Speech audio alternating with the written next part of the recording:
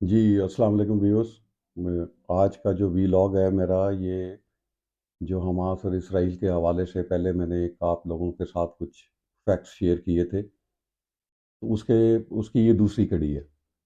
تو ایک تو تھوڑا سا آپ لوگوں کو اپڈیٹ کرنا تھا اس حوالے سے کہ اب کہانی اس جگہ پہ پہنچی ہوئی ہے کہ 11 نومبر کو تمام اسلامی ممالک اکٹھے ہوئے، اور اکٹھے ہو کے انہوں نے کیا فیصلہ کیا؟ انہوں نے کوئی فیصلہ نہیں کیا.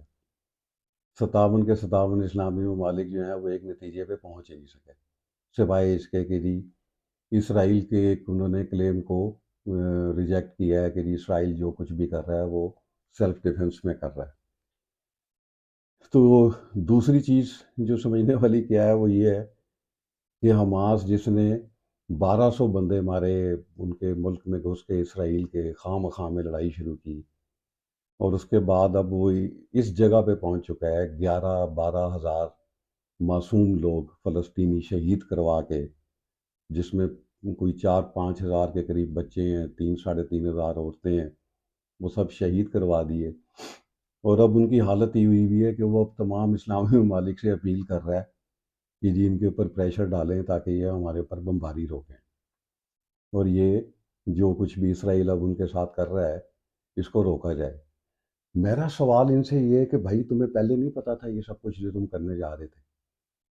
مطلب تم لوگ اتنے بڑے مجاہد بننے کے چکر میں تھے کہ تم نے کہا جی ہم ایک ریکارڈ بنائیں گے، اور اسرائیل کے ملک میں اندر گھس گئے، ایک پارٹی کے اندر گھس کے معصوم سویلین کو مارا، ان کو اٹھا کے لے آئے، اور اب تمہاری حالت ہی ہوئی بھی ہے کہ اب تم لوگ یہ کہہ رہے ہو کہ جی اس جنگ کو بند کروایا جائے.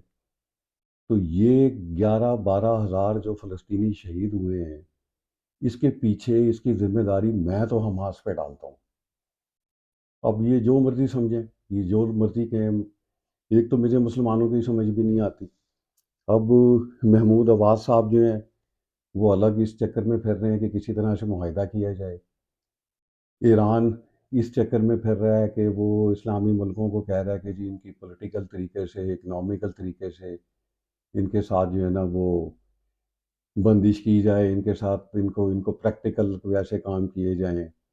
سیرین پریزیڈنٹ بشارت الاسد صاحب جو ہیں وہ بھی اس چیز کے خلاف ہیں، وہ بھی کہہ رہے ہیں کہ جی عرب کو ان کے ساتھ کسی قسم کے تعلقات نہیں رکھنے چاہیے.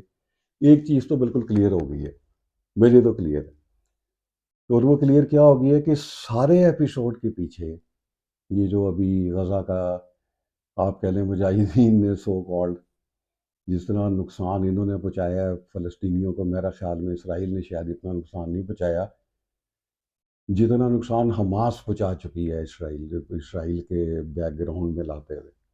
مجھے تو کئی دفعہ لگتا ہی ہے کہ کہیں یہ حماس بھی اسرائیل کی کوئی کڑی تو نہیں ہے کہ جو بے گناہ اپنے لوگوں کو ہر سال، ہر 3 سے 4 سال کے بعد 12-14-15-20 ہزار لوگوں کو شہید کرواتی ہے، بچے مروا دیتی ہے، عورتیں مروا دیتے ہیں، عمارتیں تباہ کروا دیتے ہیں، اکانومی تباہ کروا دیتے ہیں، اور پھر اس کے بعد دنیا کی طرف بھاگتے ہیں کہ جی ہمارے ساتھ آپ جو ہے نا یہ جنگ بندی کروائیں، اور اسرائیل زیادتی کر رہا ہے. تو بھائی تمہیں پہلے نہیں پتا تھا جب تم یہ حملہ کرنے جا رہے تھے کہ تمہارے ساتھ کیا ہوگا؟ اور اگر تمہیں نہیں پتا تھا تو پھر تمہاری وار اسٹریٹجی تھی کیا؟ تو مجھے اپنے خیال میں میرا جو اپنا ذاتی رائے ہے وہ یہ ہے کہ ایک ایران اور ایک سیریا، یہ دو کی کڑیاں ہیں حماس کے پیچھے، جو اس پورے کے پورے ایپیسوڈ کو جیسے ہی کسی نہ کسی سلوشن کے اوپر عرب سٹیٹس اور اسرائیل پہنچنے کی کوشش کرتی ہیں، ایک پیسفل سلوشن کی طرف جانے کی کوشش کرتی ہیں، بیچ میں کوئی ایک ایسا ایپیسوڈ ہو جاتا ہے. تو یہ بڑی سوچنے والی بات ہے، اور خاص طور پہ یہ غزہ اور ویسٹ بینک کے اور فلسطین کے شہریوں کو سوچنا چاہیے. میں تو ان کے اوپر بے حیران ہوں آنیسٹلی اسپیکنگ کہ یار وہ کیا نہیں دیکھ رہے کہ یہ کیا جو حماس کر رہی ہے اس کا ایڈوانٹیج کیا ہے، اس کا فائدہ کیا ہے، اور اس کا فائدہ کس کو پہنچ رہا ہے، اور اس کا نقصان کس کو پہنچ رہا ہے. تو اب ان دی اینڈ میری سمجھ میں جو چیز آتی ہے، موٹی موٹی باتیں میں آپ لوگوں سے شیئر کر لیتا ہوں. ایک تو سمجھ میں یہ آتی ہے کہ یہ اب سعودی عرب کے ہاتھ میں ہے گیم، اور میرے اپنے خیال میں سعودی عرب کو اور عرب ریاستوں کو بیٹھ کے یہ سوچنا چاہیے کہ اب ہمیں اگر آگے چلنا ہے تو اور وہ اس کو پیسفل سلوشن کی طرف جانا ہے تو اس کے کیا طریقے ہو سکتے ہیں. تو سب سے پہلے تو حماس سے جو 200 لوگ اغوا کر کے لے کے گئے ہوئے ہیں ان کو واپس بھجوانا چاہیے فوری طور کے اوپر، یہ میری رائے ہے۔ اس کے بعد پھر دیکھنا چاہیے کہ جی آگے اب کہانی کس طرف بیٹھتی ہے۔ تو باقی مسلمان جو ہیں وہ مسلم امہ تو نہیں میں کہہ سکتا، جو مسلمان گروپس ہیں مختلف ملکوں میں رہ رہے ہیں، ایون ہمارے پاکستان کے اندر بھی دیکھیں تو ہم بھی کوئی قوم نہیں ہے، ہم بھی کوئی 3-4 گروپ ہیں جو کہ جنہوں نے اکٹھا مل کے فیصلہ کیا تھا رہنے کا۔ ہم سب لوگوں کو مل کے بیٹھ کے سوچنے کی ضرورت یہ ہے کہ اسلام ہے کیا؟ کیا اسلام یہ جو تھوڑے سے مولانا حضرات ہیں جو کبھی غزوہ ہند کی طرف لے کے چل پڑتے ہیں، کبھی تیسری جنگ عظیم کی طرف لے کے چل پڑتے ہیں؟ میں پچھلے دنوں ایک اہل تشیع کے وہ عالم کو سن رہا تھا، تو وہ اس غزہ کی ساری لڑائی کو جو ابھی ایپیسوڈ ہوا ہے وہ واقعہ کربلا سے ریلیٹ کر رہے تھے۔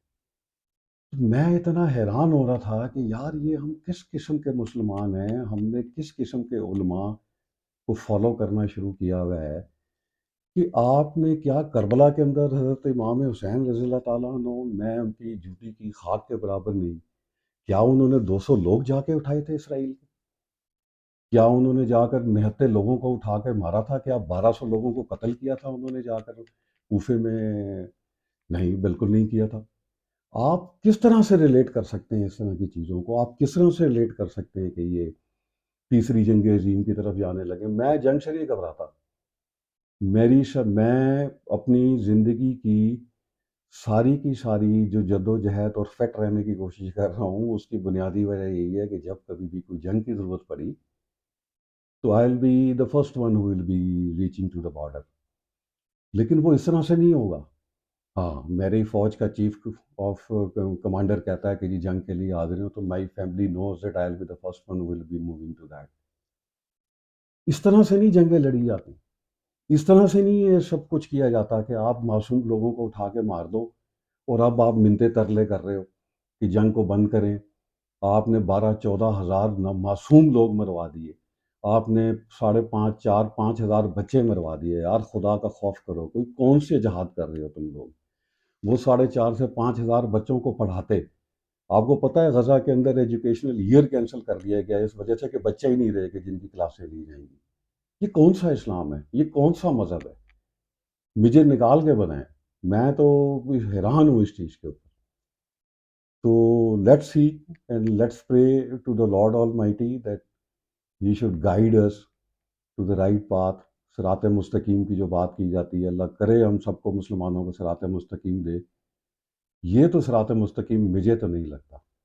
اب یہ میرے پہ کوئی فتویٰ لگانا چاہے تو وہ لگا سکتا ہے، لیکن الحمدللہ میں اپنی طرف سے ایک پکا مسلمان ہوں، سچا مسلمان ہوں، ہر وقت لڑنے کے لیے تیار ہوں۔ لیکن یہ لڑائیاں لڑنے کے لیے تیار نہیں ہوں کہ آپ کسی بھی ملک کے اندر گھس کے، چاہے وہ اسرائیل ہے، چاہے وہ امریکہ ہے، چاہے وہ کوئی بھی عیسائیوں کا ملک ہے، چاہے وہ ہمارے نیبرز ہیں، انڈینز ہیں، نہتے انسان کے اوپر انگلی اٹھانا بھی میں جرم سمجھتا ہوں۔ اور پلیز ٹرائی ٹو انڈرسٹینڈ، میری ریکویسٹ ہے یہ تمام علماء کرام سے کہ بجائے یہ کہ آپ اس کے اندر، اس آگ کے اندر اور لکڑیاں ڈالیں، اس کو بجھانے کی کوشش کریں، اپنی قوم کو سمجھانے کی کوشش کریں، لڑائی کی تیاری کریں۔ ہر قوم کو لڑائی کی تیاری کرنی چاہیے۔